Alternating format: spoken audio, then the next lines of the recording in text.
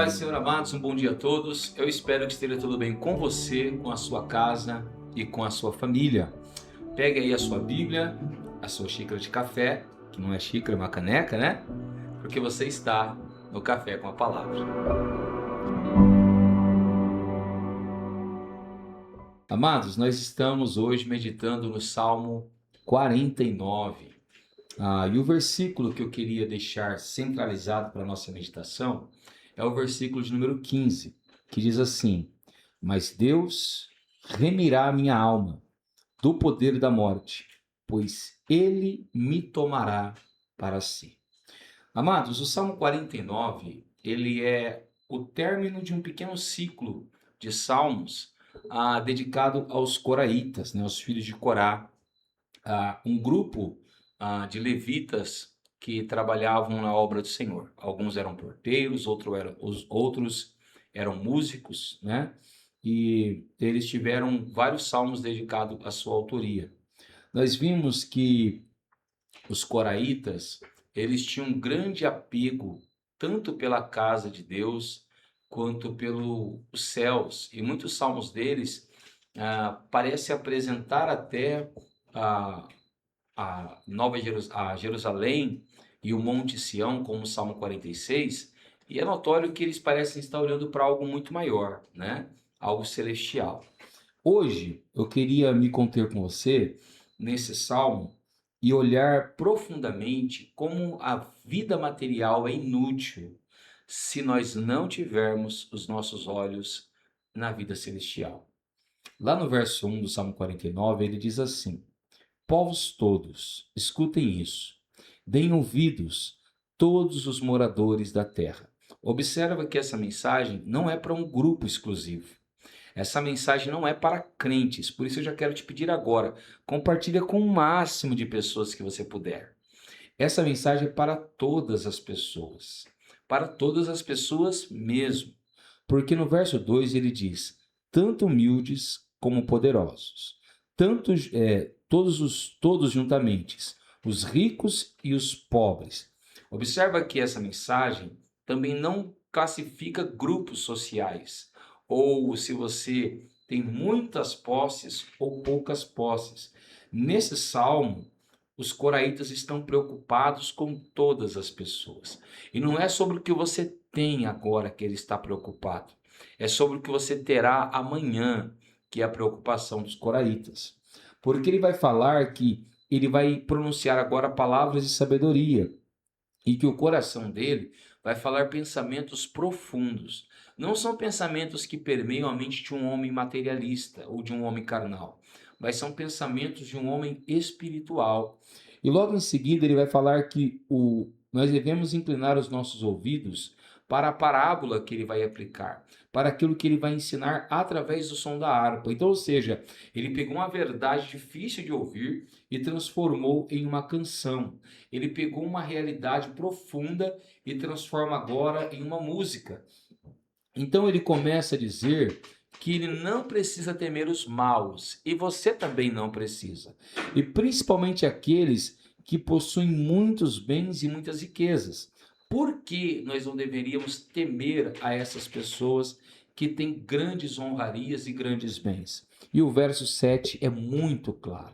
Ele diz assim: Ao irmão, verdadeiramente, ninguém pode remir, e nem pagar por ele a Deus o seu resgate, pois a redenção da alma deles é caríssima. Irmãos, preste atenção nisso. A alma do homem tem um preço que nenhum dinheiro do mundo pode pagar. O meu pai, na época dos discos de vinil, ele tinha um disco que tinha por título essa verdade.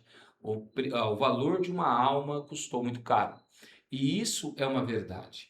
Ele está querendo dizer que por mais que eu tenha um irmão e esse meu irmão tenha muito dinheiro, o dinheiro do meu irmão não vai comprar a minha alma, não paga pela minha salvação. Irmãos, essa é uma verdade muito profunda e já revelada no Antigo Testamento. Observa que ele vai começar a dizer, lá no verso 11, o seguinte: em seu íntimo pensam, que as suas casas serão perpétuas e as suas moradas para todas as gerações. Chegam a dar o seu próprio nome às suas terras. Isso é uma verdade. Irmãos, quantas pessoas que não têm achado que os bens que ele tem adquirido, quantas pessoas que não estão construindo reinos com bens e honrarias materiais, achando que aquilo vai durar para sempre. Pessoas estão quebrando vínculos familiares.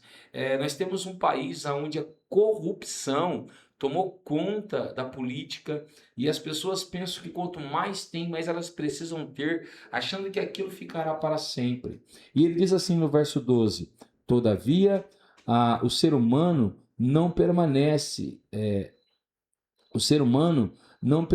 em sua ostentação. Pelo contrário, é como os animais que perecem. Ele está dizendo: olha, você pode possuir todos os seus bens, você pode mostrar os seus bens para todos, fazer grandes festas, alcançar grandes luxos, postar nas redes sociais, mas haverá um dia em que, assim como um animal morre e ele é enterrado, você também vai morrer, você também será enterrado. E tudo isso fica muito mais claro para a nossa geração no verso 13, porque ele diz assim: tal proceder deles é tolice. Ou seja, trabalhar infinitamente, cansavelmente por causa de bens materiais é tolice. Olha o que ele continua dizendo: mas os seus seguidores os aplaudem. Os seus seguidores aplaudem o que eles dizem. O que acontece hoje? Uma pessoa estoura na mídia, ela ganha muito dinheiro porque ela criou um canal, ou porque ela participou de um reality, ou porque ela começou a vender um curso financeiro. E aí essa pessoa começa a ter muitos seguidores no Instagram, no Facebook, no TikTok, etc. O que os seguidores deles aplaudem? Aplaudem aquilo que eles veem. Uma alegria falsa, uma alegria mentirosa. Uma alegria pautada em bens materiais, em conquistas. Mas muitas daquelas pessoas não têm a verdadeira felicidade. E um dia toda aquela alegria, toda aquela esperança, aquela ostentação vai acabar. E quando tudo acabar, o que será da alma daquela pessoa? O que será da alma daquela vida? Para onde irá a alma daquela pessoa? Então ele está dizendo que nós temos aplaudido esse tipo de pessoas. Logo em seguida ele vai dizer que assim como as ovelhas descem à sepultura, eles também descerão. E para eles não há esperança. Então, no verso 15, ele responde o que ele disse no verso 7. Mas Deus remirá a minha alma do poder da morte, pois ele me tomará para si. Observa que no verso 7 ele diz que ninguém pode pagar pelo resgate da alma de ninguém. Mas no verso 15 ele diz que Deus tem poder para isso. Então, amados, não estou dizendo que nós não devemos ter bens ou que não devemos trabalhar pelos bens materiais, mas que nós deveríamos nos dedicar com a mesma força pela salvação da nossa alma. Nós deveríamos buscar a Deus com a mesma intensidade que buscamos bens materiais. Com a mesma força que nós buscamos pagar as nossas dívidas e o pão do amanhã, nós deveríamos buscar o pão espiritual. Da mesma maneira que procuramos uma alegria terrena, deveríamos buscar também uma alegria espiritual e celestial, porque a nossa alma só pode ser comprada pelo sangue de Jesus. Então ele diz para nós: não tenham medo quando alguém enriquecer, quando aumentar a glória da sua casa, pois quando morrer, nada levará consigo, e a sua glória não acompanhará. Lá na sepultura, a riqueza, o ouro, os bens materiais não acompanham a nossa vida.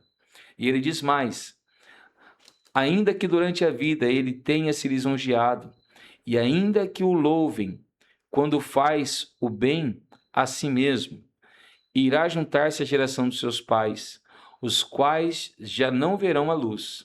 O ser humano, revestido de honrarias, mas sem entendimento, é como os animais que perecem. Irmãos, essa comparação não é injusta. Essa comparação é verdadeira.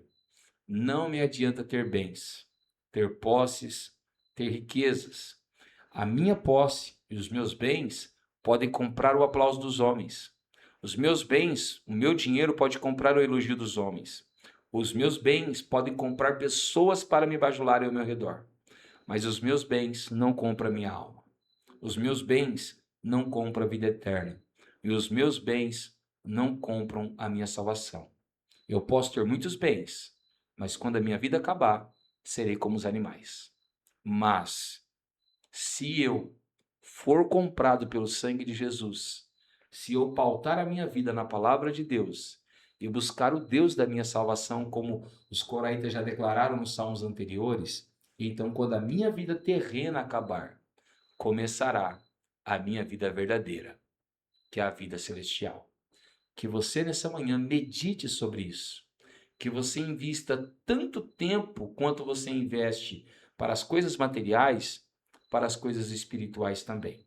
Estamos encerrando um período do Salmo dos Coraitas e mostrando como eles se empenharam pela casa de Deus e pela salvação das suas almas.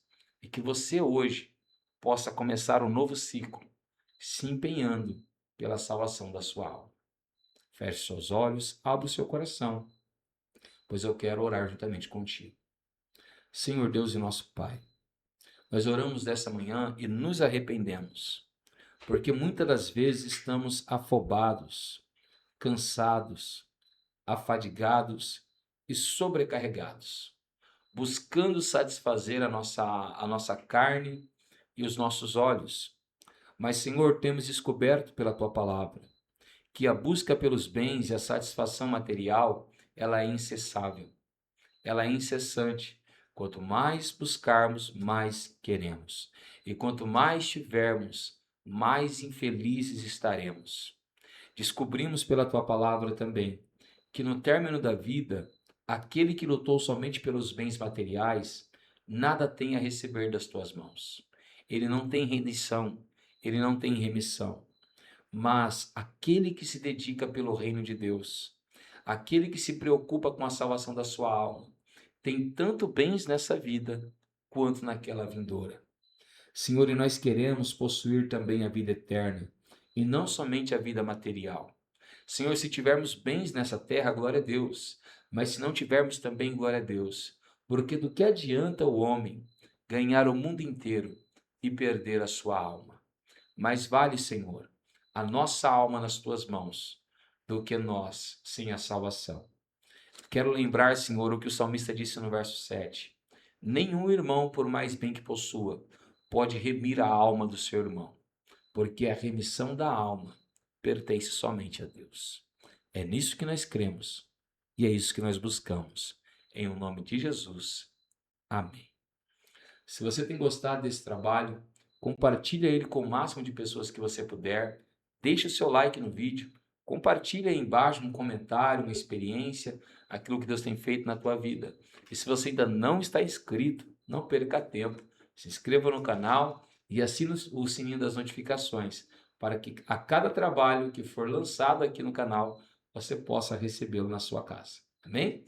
Que Deus te abençoe, fique com Ele e tenha um ótimo dia, em o nome de Jesus.